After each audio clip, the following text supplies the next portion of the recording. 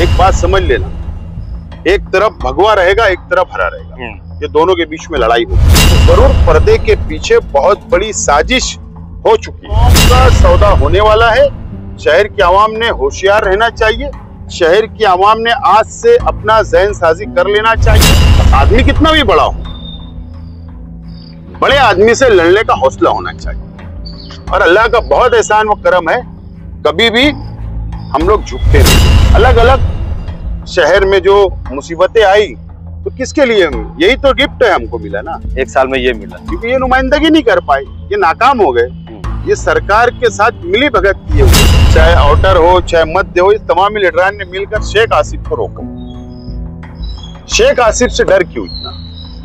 ये सवाल कॉरपोरेशन में भी जो साजिश रची जा रही है कि शेख आसिफ की पार्टी को इक्तिदार ना मिले, इसके लिए पूरी साजिश रची जा रही है। उनको समझता है कि अगर शेख आसिफ इक्तिदार अगर इसकी पार्टी को मिलेगा तो ये गड़े हुए मुर्दे उखाड़े निकालेगा बाहर। कभी भी मालेगांव म्युनिसिपल कॉर्पोरेशन ने बैंक से कर्ज नहीं ली। 200 करोड़ रुपया कर्ज लेने का प्रपोजल महाराष्ट्र हुकूमत में पेंडिंग चल रहा है। राजनीति, आंदोलन, किसान, करप्शन, गरीबी, इन सभी मुद्दों पर आवाज उठाएगा अब तक न्यूज इंडिया। सत्ता के आगे जब भी सवाल कमजोर पड़ने लग जाए तो सवाल उठाने पड़ते हैं। बोल के लफ्ज आजाद है तेरे, बोल के सच जिंदा है अब तक। इस मर्तबा के होने वाले मालेगांव महानगर पालिका के कॉरपोरेशन इलेक्शन में कल हमने अखबार में एक अखबार की हेडलाइन पढ़ी जिसपे लिखा हुआ था कि इस मर्तबा मालेगांव महानगर पालिका पर भगवा झंडा लहराया जाएगा, जिसको लेकर मालेगांव सेंट्रल के 3 नेताओं का बयान आया है और 2 नेताओं का नदी के उस पार से बयान आया है जो शिवसेना और बीजेपी के। उनका कहना यह है कि इस बार कॉरपोरेशन पर भगवा झंडा लहराएगा। तो सेंट्रल के 3 नेताओं का बयान है कि हर बार की तरह इस बार भी क़यादत मालेगांव के लीडरान ही संभालेंगे। इस सब को लेकर आज हम उसी अखबार की खबर के हवाले से आसिफ शेख रशीद से एक्सक्लूसिव इंटरव्यू लेंगे और उनसे बातचीत करेंगे कि क्या इस मर्तबा कॉरपोरेशन पर किसका होगा कब्जा, किसका लहराएगा झंडा, भगवा या फिर हरा। आइए बात करते हैं आसिफ शेख रशीद से। चलिए दर्शकों, नाजरीन, इस्तकबाल है आप सभी का अब तक न्यूज इंडिया पर। आज हम बात करेंगे मालेगांव शहर नहीं महाराष्ट्र भर में इस वक्त स्थानिक स्वराज्य संस्था यानी कि महानगर पालिका, नगर पालिका, ग्राम पंचायत, पंचायत समिति सभी चुनाव होने जा रहे हैं। लेकिन उसके पहले अलग अलग तरीके की राजनीति भी दिखाई दे रही है, सुनाई दे रही है। तो वहीं मालेगांव शहर इन दिनों जो एक हॉट सीट बना हुआ है, मालेगांव शहर की राजनीति पर सभी की नजर होती है और इस बार खास करके मालेगांव महानगर पालिका पर भगवा झंडा लहराने की बात भी महायुति की ओर से की जा रही है। संजय दुसाने हो या फिर बीजेपी के नेता देवा पाटिल हो, इन सभी लोगों ने ये कहा है कि इस बार मालेगांव महानगर पालिका पर भगवा झंडा लहराया जाएगा। लेकिन मालेगांव के इस हिस्से के नेताओं का कहना यह है कि इस बार भी मालेगांव महानगर पालिका पे इसी इलाके की सियासी पार्टियां अपना दबदबा बनाए रखेंगी। इन सब को लेकर हमारे साथ साबिक एमएलए आसिफ शेख रशीद जो इन दिनों इस्लाम पार्टी की क़यादत भी संभाल रहे हैं, उनकी जो तैयारियां इस बार दिखाई दे रही है, ऐसा लग रहा है कि मालेगांव महानगर पालिका पर भगवा झंडा नहीं, इस्लाम पार्टी का हरा झंडा लहराया जाएगा। इसी सब को लेकर आज हम एक्सक्लूसिव इंटरव्यू करने के लिए आए हैं आसिफ शेख रशीद साहब से। इस्तकबाल है सर आपका। जिस तरीके से बयानात आ रहे हैं अखबारों में, महायुति के जो नेता कह रहे हैं कि इस बार हर भगवा झंडा लहराया जाएगा, संजय दुसाने का बयान है, देवा पाटिल का बयान है, तो आपका क्या स्टेटमेंट इसके ऊपर रहेगा कि किस तरीके से महानगर पालिका पर आप रणनीति तैयार करेंगे? जिस तरीके से मैंने भी अखबारात के अंदर पढ़ा हूं कि मालेगांव म्युनिसिपल कॉर्पोरेशन महानगर पालिका के होने वाले चुनाव में जिस तरीके से भगवा पार्टियां के लीडरान का बयान आ रहा है, तो वो नफरत की राजनीति करना चाहते हैं। ये शहर के अंदर 2 हिस्से में शहर को तकसीम करना चाहते हैं। मुझे याद है कि शेख रशीद साहब के नेतृत्व में ये शहर ने सकराम घोड़के साहब को भी नगर अध्यक्ष बनाया। निहाल अहमद साहब ने भी अपने उनके दौर में कई नगर अध्यक्ष हिंदू भाइयों को बनाया। और हमेशा किसी को डिप्टी मेयर, किसी को स्टैंडिंग चेयरमैन, हर हिस्सेदारी बराबर तकसीम की जाती रही। लेकिन ये जो पार्लियामेंट का चुनाव हुआ या असेंबली का चुनाव हुआ, तो नफरत की राजनीति ज्यादा हावी हो चुकी है। और यही नारे से ये सरकार भी बनी है और इनके हौसले बुलंद हैं। और अब उनकी कोशिश है कि मालेगांव म्युनिसिपल कॉर्पोरेशन पे भगवा पार्टी का झंडा लहराए और मेयर कोई हिंदुत्ववादी पार्टी का बने। इस तरीके की बातें चल रही है। सबसे पहले तो मैं ये बात का खुलासा करना चाहता हूं कि शेख रशीद साहब का जो विचार वो सभी धर्म, सभी समाज को लेकर चलते, और मेरा अपना खुद भी यही धोरण है कि सब समाज, सब धर्म को साथ लेकर चलने का रहेगा। सेकुलरिज्म कायम रहे, वो कायम रहेगा। लेकिन जो ये बातें अगर इस तरीके से सामने निकल के आ रही है, तो जरूर पर्दे के पीछे बहुत बड़ी साजिश हो चुकी है। बहुत बड़ी साजिश हो चुकी है। और मैंने इससे कल भी एक जगह, एक प्रोग्राम में कहा कि मैं 15 अक्टूबर को इसके ऊपर से पर्दा उठाऊंगा। जरूर पर्दा इसके ऊपर से मैं उठाऊंगा।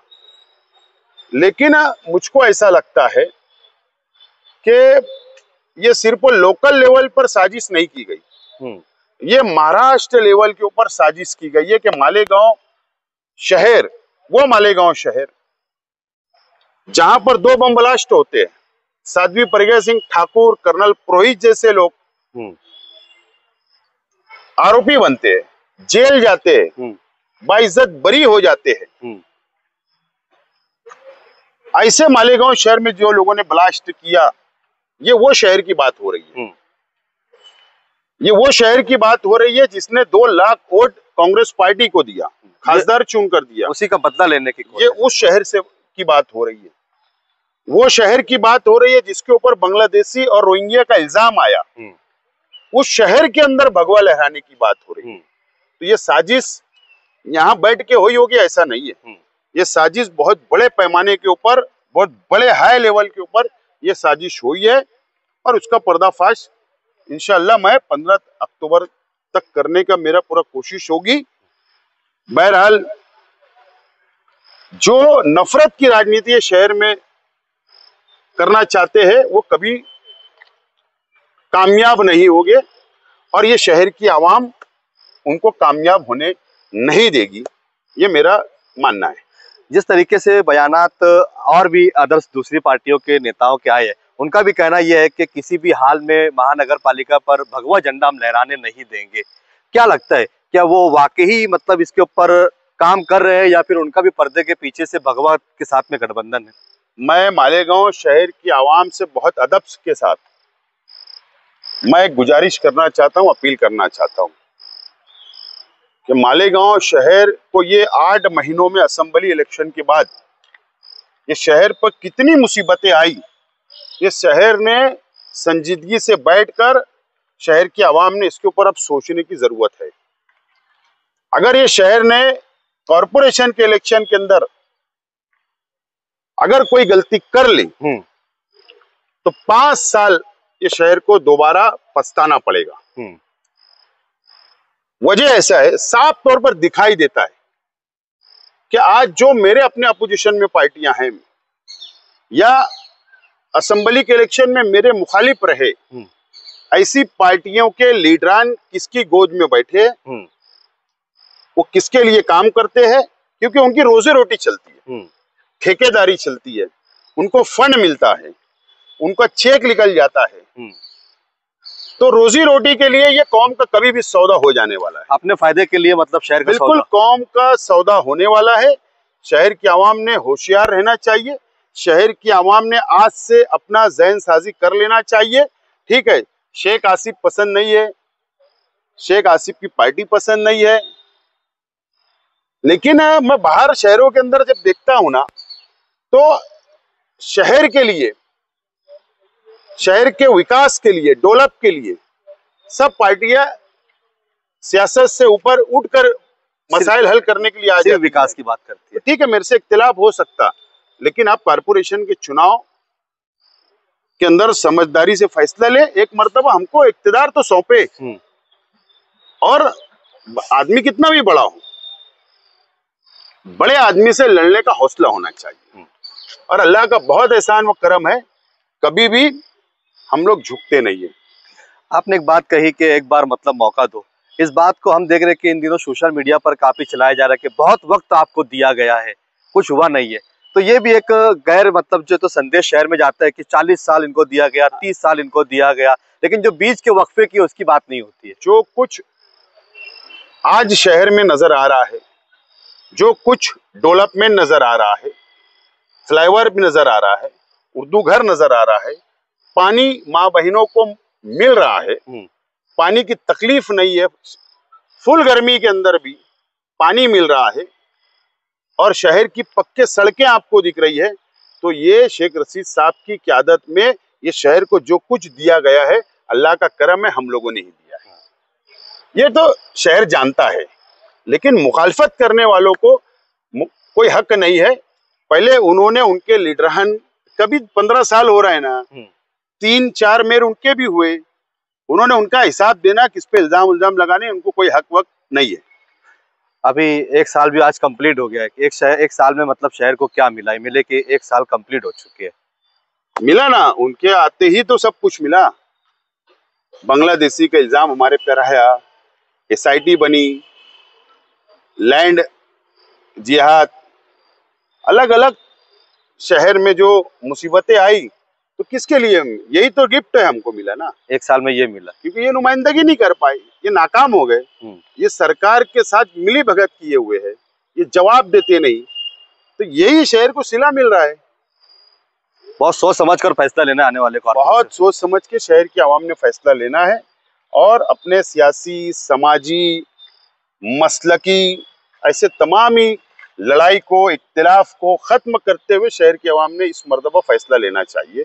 ये मेरी शहर की आवाम से अपील है, और नहीं तो ये अपना शहर, ये मेरा अपना शहर, ये हमारा अपना शहर को ये भगवा पार्टियां हमारे साथ जो बर्ताव करेंगी, तो लड़ने वाला कितना लड़ेगा, ये भी सवाल हमारे सामने खड़ा होता है। क्योंकि हमारे मुखालिफ जो मध्य के लीडरान हैं, वो तो सब मिली भगत किए हुए।